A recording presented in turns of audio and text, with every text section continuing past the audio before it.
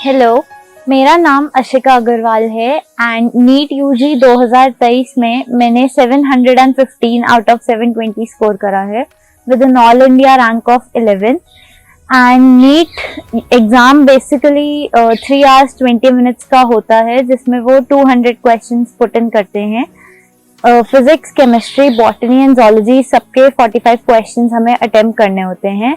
मेरा score physics में 180 रहा, बायो में 360 रहा एंड केमिस्ट्री में 175 रहा। चलिए देखते हैं कि मैंने अपनी फिजिक्स की तैयारी कैसे करी। तो बेसिकली मेरी पूरी तैयारी एनसीईआरटी बेस्ड ही रही थी। मैंने अपने फॉर्मूला बेस्ड नोट्स बहुत डिटेल में बना लिए थे एंड बार बार फॉर्मूलाज को रिवाइज करा था 2 year प्रिपरेशन के दौरान।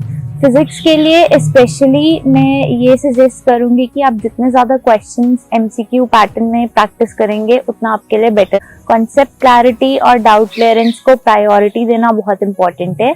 बाकी एनसीईआरटी में उन्होंने पॉइंट्स टू पॉन्डर जैसी चीजें आपको चैप्टर के एंड में दी होती हैं जो बहुत ज्यादा अच्छे तरीके से पूरे चैप्टर को समराइज कर देती हैं, तो उनको आप बार बार रिवाइज करें। इसके बाद केमिस्ट्री में मेरा स्कोर रहा है 175। चलिए देखते हैं केमिस्ट्री की तैयारी मैंने कैसे करी।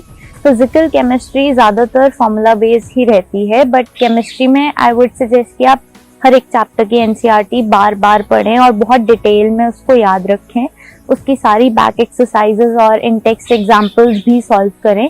केमिस्ट्री में ऑर्गेनिक केमिस्ट्री की तैयारी मैंने बार बार लिख कर करी थी, उसको हैंड रिटन नोट्स को रिवाइज करके और खुद बार बार वो नोट्स बनाकर। और इनऑर्गेनिक केमिस्ट्री की एनसीईआरटी की रिपीटेड रीडिंग ने मुझे हेल्प करा था उसको याद रखने में, क्योंकि उसमें बहुत सारे फॉर्मूलाज और ऑर्डर्स होते हैं जिनको आपको बहुत डिटेल में ऐसे पूरे सेट ऑर्डर में याद रखना होता है। तो एक और अच्छी सजेशन ये है कि अगर आपको कुछ भूलता है तो उसको बड़ा बड़ा बोल्ड पेज पे लिखकर अपने रूम की दीवार पर चिपका लें, ताकि आप उस पे रोज नजर डालते रहें एंड आपको वो at the end of the day, at the end of the week वो आपको याद हो जाए। तो बाकी एमसीक्यू सॉल्व करना केमिस्ट्री में भी उतना ही इम्पोर्टेंट है जितना फिजिक्स में है, और बायो में भी उतना ही इम्पोर्टेंट है। बायोलॉजी में मेरा स्कोर 360 आउट ऑफ 360 रहा एंड बायोलॉजी की तैयारी मैंने ऐसे करी कि बायोलॉजी में एनसीईआरटी मैंने बहुत बार पढ़ी थी, कम से कम पांच बार तो हर चैप्टर की पढ़ी ली थी 2 साल के ड्यूरेशन में। एंड एनसीईआरटी से जो बहुत कॉन्ट्राडिक्टिंग लाइंस हैं उनको हाईलाइट करके रख लें, कहीं लिख कर रख लें, ताकि आप अलग से उनको रिवाइज कर सकें। और जब आप अपनी एनसीईआरटी के अच्छी तरह एनसीईआरटी आपने पढ़ ली है, उसके बाद एमसीक्यूज बायोलॉजी के भी रिवाइज करना बहुत इंपॉर्टेंट होता है। बायोलॉजी नीट में 2 सेक्शंस में डिवाइडेड होती है, botany and zoology. Biology mostly NCERT based तैयारी ही मांगती है एंड आप जितना ज्यादा NCERT line to line read करेंगे और जितनी ज्यादा बार उसको रिवाइज करेंगे उतना वो आपके मन में बैठता जाएगा। ऐसा नहीं है कि बायोलॉजी पूरा रट्टा है, आपको इसमें आपके कॉन्सेप्ट्स क्लैरिटी की बहुत जरूरत होती है। जैसे कि जोलॉजी में हमारे को 11th में फिजियोलॉजी के चैप्टर्स हैं, वो पूरे कॉन्सेप्ट बेस्ड रहते हैं। डाइवर्सिटी जो है स्टार्टिंग में, उसमें काफी ज्यादा एग्जाम्पल्स होती हैं, तो ऐसे केस में आप उनको बार बार लिख कर याद करें, अपने रूम में छोटे छोटे स्टिकी नोट्स चिपका लें और उनको बार बार रीड करें। उसके अलावा +2 में हमारे को जो बायोटेक और रिप्रोडक्शन ये वाले यूनिट्स ज्यादा अंडरस्टैंडिंग बेस्ड रहते हैं। जेनेटिक्स पूरा अंडरस्टैंडिंग बेस्ड कॉन्सेप्ट है, तो ऐसी चीजों से घबराएं मत और इन्हें बार बार अच्छी तरह कॉन्सेप्ट रिवाइज करते रहें और एनसीईआरटी जितनी बार आप रीड कर सकते हैं करें। बायो में एमसीक्यूज को छोड़ना नहीं है, एमसीक्यूज जरूर थ्रू आउट योर प्रिपरेशन आपने प्रैक्टिस करने हैं, तभी एंड में आप नीट में कॉन्फिडेंटली बैठकर एमसीक्यूज को सही टाइम में इंटरप्रेट कर पाएंगे। 1 minute 1 MCQ वाला जो स्ट्रैटेजी है बायोलॉजी में थोड़ा सा कन्वर्ट हो जाता है कि 1 minute में आपको मे बी 2 MCQs 3 MCQs करने पड़ जाते हैं, तो जितनी ज्यादा आपकी प्रैक्टिस रहेगी उतना वो बेहतर रहेगा। नीट प्रिपरेशन के टाइम पर ऐसे बहुत से टॉपिक्स थे जिनको करने में मैं भी घबराती थी, जैसे कि फिजिक्स एक पूरा सब्जेक्ट ही मुझे बहुत डरावना स्टार्टिंग में लगता था, पर ऐसे केस में जब आप ज्यादा प्रैक्टिस करते हो, जब उस सब्जेक्ट को ज्यादा फोकस में लाते हो और ज्यादा उसके फॉर्मूलाज रिवाइज करते हो, तो एंड ऑफ द जर्नी तक आते आते आप उसमें ज्यादा कॉन्फिडेंट हो जाते हो। फिजिक्स मेरी बेटर हुई थी क्वेश्चन सॉल्व कर करके, क्योंकि फॉर्मूलाज तो याद हो गए थे, बट जितने ज्यादा क्वेश्चन सॉल्व करे, जितनी गलतियां देखी, एरर नोटबुक बनाई, उसमें गलतियां लिखी, जितने ज्यादा डाउट्स क्लियर करे, उतना वो सब्जेक्ट स्ट्रांग होता गया। तो किसी भी सब्जेक्ट से घबराने की या डरने की जरूरत नहीं है। सारे सब्जेक्ट्स आपके कैलिबर के हिसाब से बनाए गए हैं, आप इनको समझ सकते हैं, प्रैक्टिस कर सकते हैं, घबराने की जरूरत बिल्कुल नहीं है। इसके अलावा मुझे इनऑर्गेनिक केमिस्ट्री से भी काफी घबराहट होती थी, क्योंकि उसके चैप्टर्स ही इतने बड़े बड़े होते थे।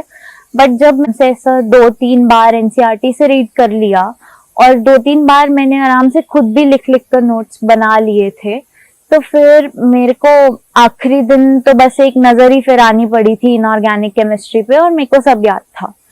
तो जितना ज्यादा आप रोज का काम रोज खत्म करेंगे और बैकलॉग्स अवॉइड करेंगे और फोकस रहकर हर रोज अपना काम दिन के एंड तक खत्म कर देंगे, उतना आपके लिए बेहतर रहे। मेरे नीट एग्जाम के दिन मैंने अपनी नींद ऑफ कोर्स पूरी करी थी और उस दिन हॉल में जाकर हमारे को अच्छा खासा 1-2 घंटे का ऐसा ड्यूरेशन था जब हमें 1-2 घंटे पहले बुलाया गया था हॉल में। तो आप वहां बैठकर आराम से अपने आप को काम डाउन कर सकते हैं और पूरा अपना स्टेट ऑफ माइंड उस एटमॉस्फेयर के साथ कंफर्टेबल कर सकते हैं उस टाइम में। और मेरी स्ट्रैटेजी एग्जाम अटेम्प्ट करने में ऐसी रही थी कि मैंने बायोलॉजी से एग्जाम स्टार्ट करा था, biology, chemistry and then physics solve करी थी और तीनों सब्जेक्ट्स को 1-1 घंटा दिया था।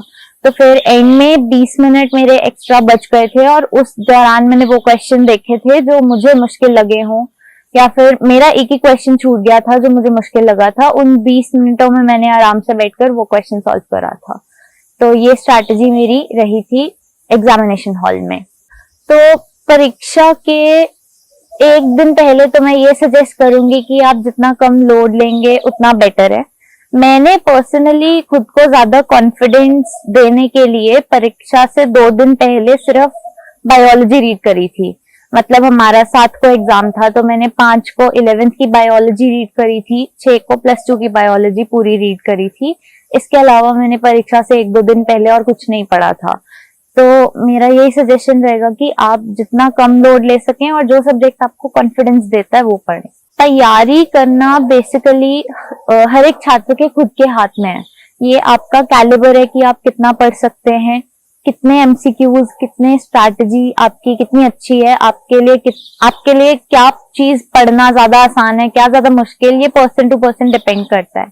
तो अगर आप किसी कोचिंग इंस्टीट्यूट या ट्यूशन के साथ भी एसोसिएटेड नहीं है, तब भी आप तैयारी अगर अपनी एनसीईआरटी बेस रखें और एनसीईआरटी की किताबों को अच्छे से इन डेप्थ कॉन्सेप्ट को समझते हुए चलें 2 साल के ड्यूरेशन में, तो फिर भी वो इनफ होता है। बस साथ में ये होता है कि आपको एमसीक्यू जरूर प्रैक्टिस करने हैं, क्योंकि एंड का मुद्दा जो 3 घंटा 20 मिनट का है वो एमसीक्यू पर ही आकर रुक जाता है। तो अगर आप एमसीक्यूज के साथ शुरू से ही कंफर्टेबल होना शुरू हो जाएंगे, प्रैक्टिस बुक्स के साथ, और 3 और 20 मिनट्स के मॉक टेस्ट भी देंगे, तो वो आपकी तैयारी में काफी एड ऑन करेगा। बेसिकली ये जो साल होते हैं ये आपके ऐसे डू और डाई वाले ईयर्स होते हैं कि आपका फ्यूचर इन 2 सालों में मे बी कईयों का ना भी हो, बट आपका फ्यूचर इन सालों में डिसाइड हो सकता है। तो जितनी कम डिस्ट्रैक्शंस आप अपने आसपास रखेंगे उतना बेटर है। मैंने भी 2 साल सोशल मीडिया नहीं चलाया था। मेरे पास स्मार्टफोन था, बट वो सिर्फ अपने फ्रेंड्स और पेरेंट्स और रिलेटिव्स के साथ ऐसे कांटेक्ट में रहने के लिए और असाइनमेंट्स ढूंढने के लिए, इन सब कामों के लिए था। तो अगर आप हैं भी किसी सोशल मीडिया पे तो उसका सदुपयोग करना सीखें और उसको अपना टाइम वेस्ट ना करने दें। इसके अलावा खुद को रिलैक्स करने के लिए मैं डांस करती थी और घर वालों से बातचीत कर लेती थी। कभी बहुत स्ट्रेस होता था तो फिर हमेशा कोई ना कोई ऐसा इंसान रखो अपने आसपास जिससे आप बातचीत कर कर वो स्ट्रेस कम कर सको और आपकी प्रॉब्लम्स का सोल्यूशन निकल सके। उसके अलावा कोई भी हॉबी रखो ऐसी जो आप दिन में आधा पौना घंटा निकाल कर करो, ताकि आपका जितना प्रेशर बिल्डअप हुआ है पढ़ाई की वजह से वो सारा रिलीज होता है। टाइम मैनेजमेंट टिप्स ऐसे रहेंगे कि आपके टाइम का एक प्रायोरिटी ऑफ 7 to 8 आवर्स आपकी स्लीप को तो जरूर जाना चाहिए। उसके अलावा दिन में 2-3 घंटे आप मील्स के भी निकाल दें अगर, तो बच्चे कुचे 24 में से 14 के भी 8-10 घंटे बचते हैं जो इफेक्टिवली पढ़ाई में हम लगा सकते हैं। तो बाकी का टाइम तो आपके फिर कूल डाउन में और हॉबीज में जाना चाहिए। और ये जरूर ध्यान रखो कि टाइम वेस्ट पढ़ाई करते समय बिल्कुल नहीं करना, टाइम मैनेज अपने आप हो जाएगा। कंसंट्रेशन और फोकस के साथ जितना ज्यादा पढ़ोगे उतना ज्यादा टाइम आप खुद देखोगे आप बचा पा रहे हो। मैं ये कहना चाहूंगी कि आप अपनी जर्नी में जितना ज्यादा मोटिवेटेड रहेंगे, जितना ज्यादा हार्ड वर्क करेंगे, वो एंड में सब काउंट करेगा। कोई भी आपका हार्डवर्क वेस्ट नहीं जाएगा, सब कुछ आपको नॉलेज देगा, आपके इंटेलिजेंस में एड ऑन करेगा और आपको eight the end of the journey बहुत ज्यादा हेल्प करने वाला है। इसके अलावा मैं ये एडवाइस करना चाहूंगी कि कभी भी पढ़ाई घड़ी देखकर मत करना, कभी भी ये मत सोचना कि आज तो मैंने सिर्फ 2 घंटा। इसके अलावा ये जरूर सोच लेना कि आज मैंने 2 चैप्टर खत्म करने हैं। हमेशा पढ़ाई क्वालिटी देखकर करना, आपके टॉपिक्स के हिसाब से करना, कभी भी टाइम देखकर मत करना। और अपनी जर्नी के दौरान बहुत सारे मोमेंट्स पे आपको स्ट्रेस, डिस्करेजमेंट, प्रेशर फील होगा। ये सब बातें, ये सब इमोशंस अपने अंदर दबा के रखने की जरूरत बिल्कुल नहीं है। जरूर इनको किसी के साथ शेयर करें। आपके पेरेंट्स हमेशा आपके साथ होंगे, उनसे शेयर करें। आपका सिबलिंग, आपके टीचर्स, जो भी कोई जिनमें आपको कॉन्फिडेंस है, उनके साथ ये फीलिंग जरूर शेयर करें। और कोई ना कोई हॉबी जरूर रख लें आपका माइंड फ्रेश करने के लिए। और हॉबी रखने से क्या होता है कि फिर आपका माइंड और ज्यादा अगले टॉपिक पढ़ने के लिए और ज्यादा प्रिपेयर हो जाता है। तो मेरी यही एडवाइस रहेगी कि अपनी जर्नी में हार्ड वर्क, कंसिस्टेंसी मेंटेन करके रखें, अपना पीस ऑफ माइंड कंटिन्यूसली बनाकर रखें और बस बेझिझक पढ़ते रहें। आपका गोल आपको अचीव होगा। All the best.